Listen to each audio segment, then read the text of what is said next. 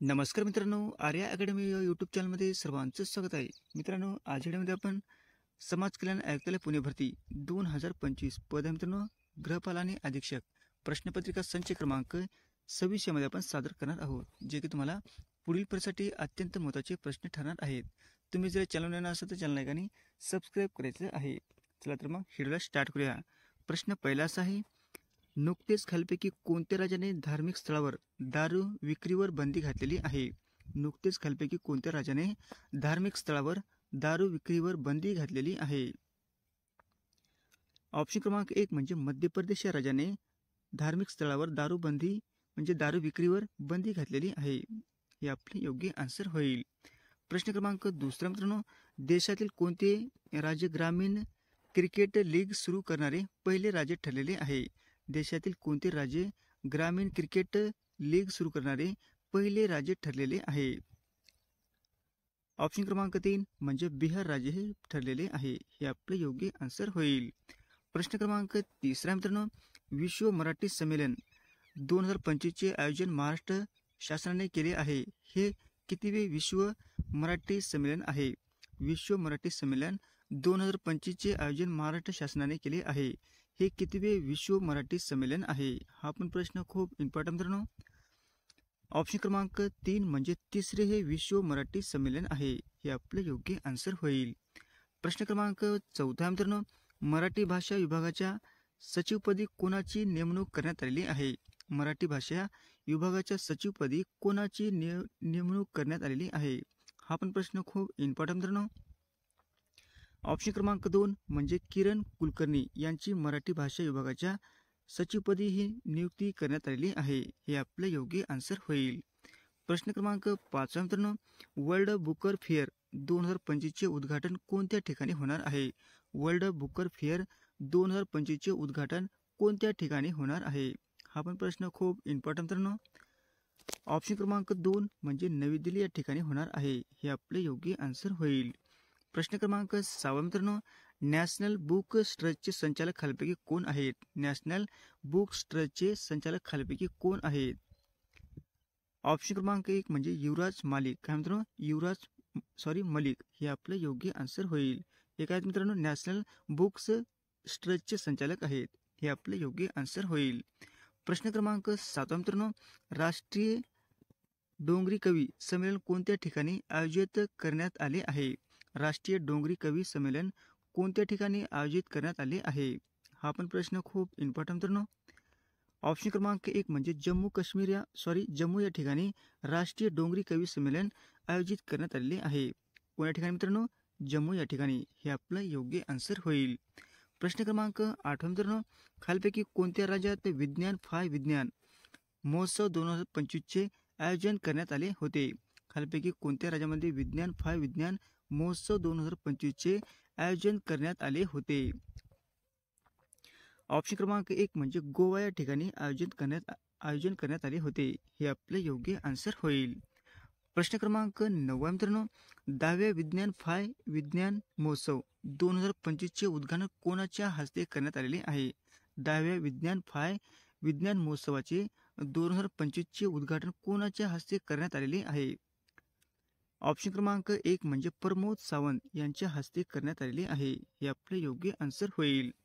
प्रश्न क्रमांक 10 मित्रांनो, राष्ट्रीय महिला आयोग स्थापना दिवस कधी साजरा केला जातो? राष्ट्रीय महिला आयोग स्थापना दिवस हा कधी साजरा केला जातो? हा पण प्रश्न खूप इम्पॉर्टंट मित्रांनो.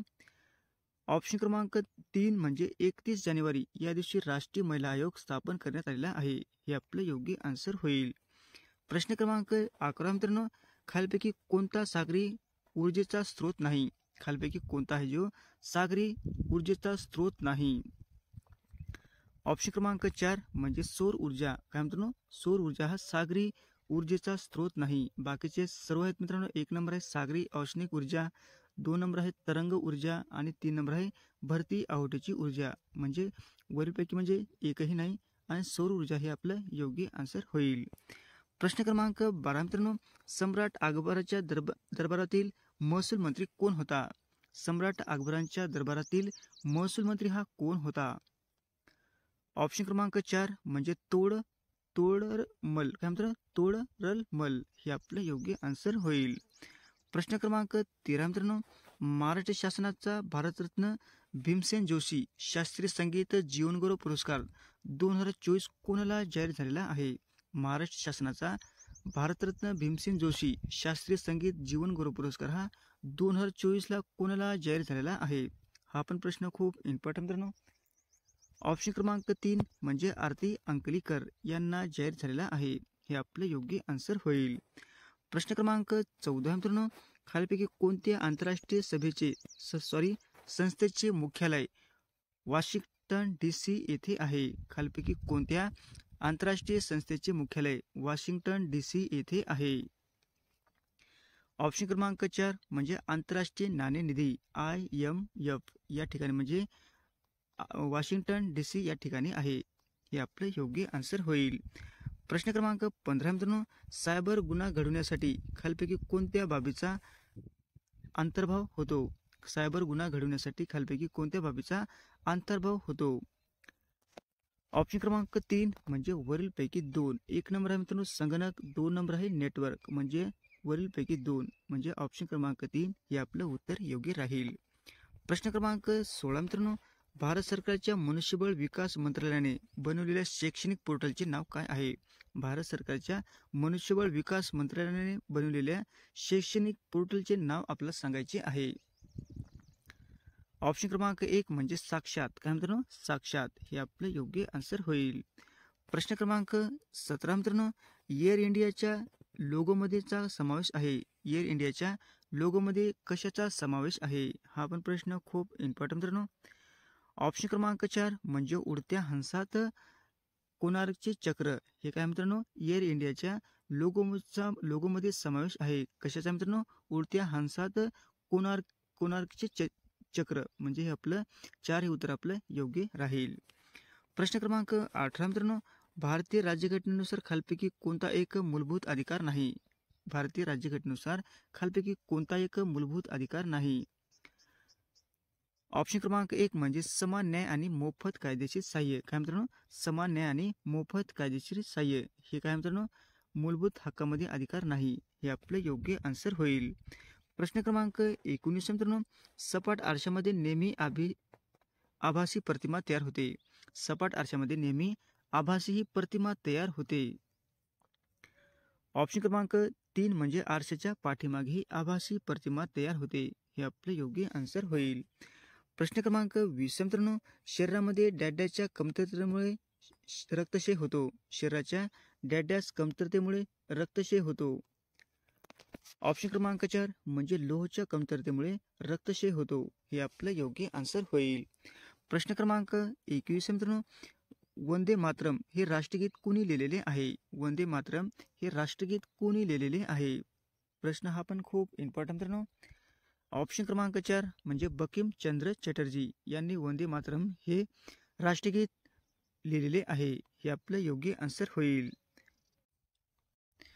प्रश्न क्रमांक 22 मित्रांनो, मुख्य माहिती आयुक्त यांना पदाची शपथ कोण देतो? मुख्य माहिती आयुक्त यांना पदाची शपथ कोण देतो?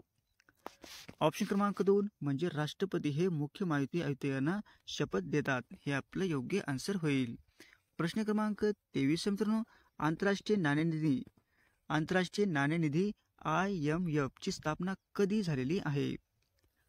ऑप्शन क्रमांक 2 म्हणजे 27 डिसेंबर 1945 रोजी आंतरराष्ट्रीय नाणेनिधीची स्थापना झालेली आहे.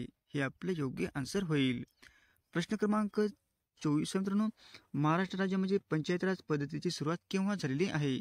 महाराष्ट्र राज्यामध्ये पंचायत राज पद्धतीची सुरुवात केव्हा झालेली आहे? ऑप्शन क्रमांक 3 म्हणजे 1 मे 1962 रोजी महाराष्ट्र राज्यामध्ये पंचायत राज पद्धतीची सुरुवात झालेली आहे. हे आपलं योग्य आन्सर होईल. प्रश्न क्रमांक 25 मित्रांनो, महात्मा गांधींचे राजकीय गुरु खालीपैकी कोण होते? महात्मा गांधींचे राजकीय गुरु खालीपैकी कोण होते? ऑप्शन क्रमांक 3 म्हणजे गोपाळ कृष्ण गोखले हे महात्मा गांधींचे राजकीय गुरु होते. हे आपलं योग्य आन्सर होईल. प्रश्न क्रमांक 26 मित्रांनो, हापूस हा शब्द कोणत्या भाषेतून आलेला आहे? हापूस हा शब्द कोणत्या भाषेतून आलेला आहे? ऑप्शन क्रमांक 3 म्हणजे पोर्तुगीज या भाषेतून हापूस हा शब्द आलेला आहे. हे आपलं योग्य आन्सर होईल. प्रश्न क्रमांक 27 मित्रांनो, काझीरंगा राष्ट्रीय उद्यान कोणत्या राज्यात आहे? काझीरंगा राष्ट्रीय उद्यान हे कोणत्या राज्यामध्ये आहे? ऑप्शन क्रमांक 2 म्हणजे आसाम या राज्यामध्ये आहे. हे आपलं योग्य आन्सर होईल. प्रश्न क्रमांक 28 मित्रांनो, 91व्या अखिल भारतीय मराठी साहित्य संमेलनाचे अध्यक्ष कोण होते? 91व्या अखिल भारतीय मराठी साहित्य संमेलनाचे अध्यक्ष हे कोण होते? ऑप्शन क्रमांक 3 म्हणजे लक्ष्मीकांत देशमुख. हे काय होते मित्रांनो? 91व्या अखिल भारतीय मराठी साहित्य संमेलनाचे अध्यक्ष होते. हे आपलं योग्य आन्सर होईल. प्रश्न क्रमांक 29 मित्रांनो, डॅडॅस हा भारतातील सर्वात प्राचीन उद्योग आहे. डॅडॅस हा भारतातील सर्वात प्राचीन उद्योग आहे. ऑप्शन क्रमांक 3 म्हणजे सुती कापड उद्योग. हा काय मित्रांनो? भारतातील सर्वात प्राचीन उद्योग आहे. हे आपलं योग्य आन्सर होईल. प्रश्न क्रमांक 30 मित्रांनो, पुढील ऑलिम्पिक स्पर्धा कोणत्या वर्षी आयोजित करण्यात येणार आहे? पुढील ऑलिम्पिक स्पर्धा कोणत्या वर्षीही आयोजित करण्यात येणार आहे? ऑप्शन क्रमांक 4 म्हणजे 2028 रोजी ही पुढील ऑलिम्पिक स्पर्धा या ठिकाणी म्हणजे 2028 रोजी होणार आहे. हे आपले योग्य आन्सर होईल.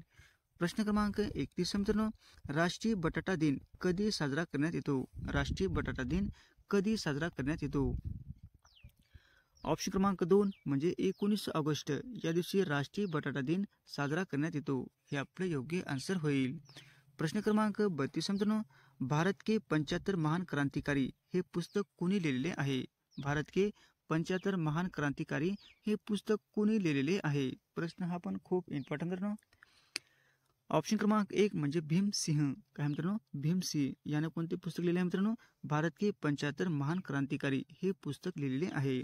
हे आपलं योग्य आन्सर होईल. प्रश्न क्रमांक 33 मित्रांनो, मराठी सत्तेचा उदय हे पुस्तक कुणी लिहिलेले आहे? मराठी सत्तेचा उदय हे पुस्तक कुणी लिहिलेले आहे?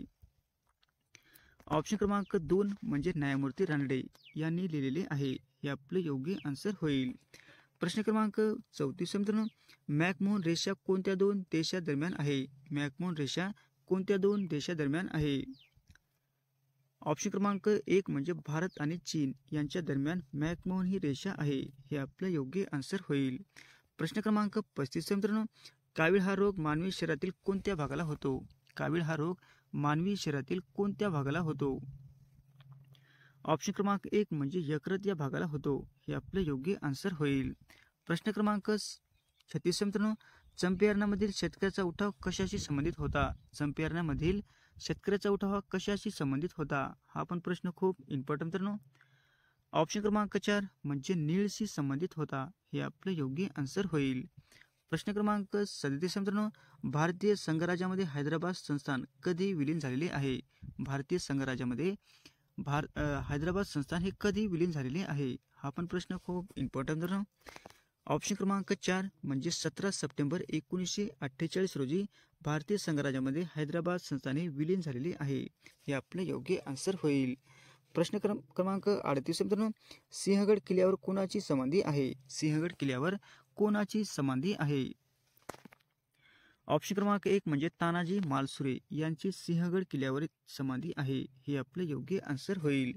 प्रश्न क्रमांक 39 मित्रांनो, बर्फाचे पाण्यात रूपांतर होणे हे कोणता बदल आहे? बर्फाचे पाण्यामध्ये रूपांतर होणे हे कोणता बदल आहे? ऑप्शन क्रमांक 2 म्हणजे भौतिक बदल आहे. हे आपलं योग्य आन्सर होईल.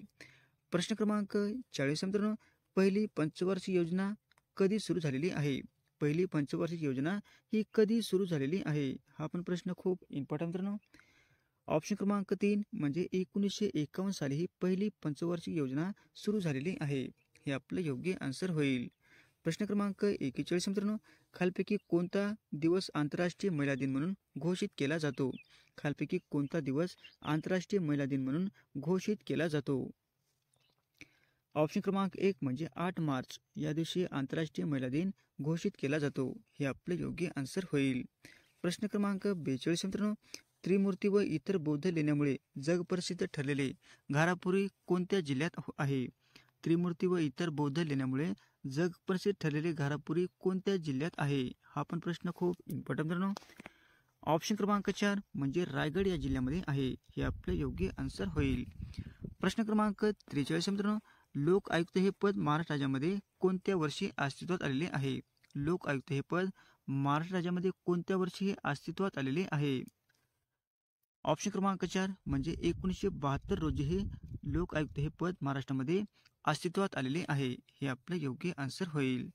प्रश्न क्रमांक 44 मित्रांनो, रॅमन मॅग्सेस 2019 पुरस्कार खालपैकी कोणाला देण्यात आलेला आहे? रॅमन मॅग्सेस 2019 पुरस्कार खालपैकी कोणाला देण्यात आलेला आहे? ऑप्शन क्रमांक 4 म्हणजे रवीश कुमार यांना रॅमन मॅग्सेस 2019 हा पुरस्कार देण्यात आलेला आहे. हे आपले योग्य आन्सर होईल. प्रश्न क्रमांक 45 मित्रांनो, महात्मा गांधी तंटामुक्ती गाव मोहीम कधी सुरू करण्यात आलेली आहे? महात्मा गांधी तंटामुक्ती गाव मोहीम कधी सुरू करण्यात आलेली आहे? ऑप्शन क्रमांक 1 म्हणजे 15 ऑगस्ट 2007 रोजी ही मोहीम सुरू करण्यात आलेली आहे. हे आपलं योग्य आन्सर होईल. असे होते मित्र आपले 45 प्रश्न अत्यंत महत्त्वाचे, वारंवार परीक्षेला विचारले जाणारे. तुम्हाला जर व्हिडिओ आवडल्यास लाईक आणि चॅनलला सबस्क्राईब करायचं आहे. भेटत पुढच्या वेळेमध्ये. धन्यवाद.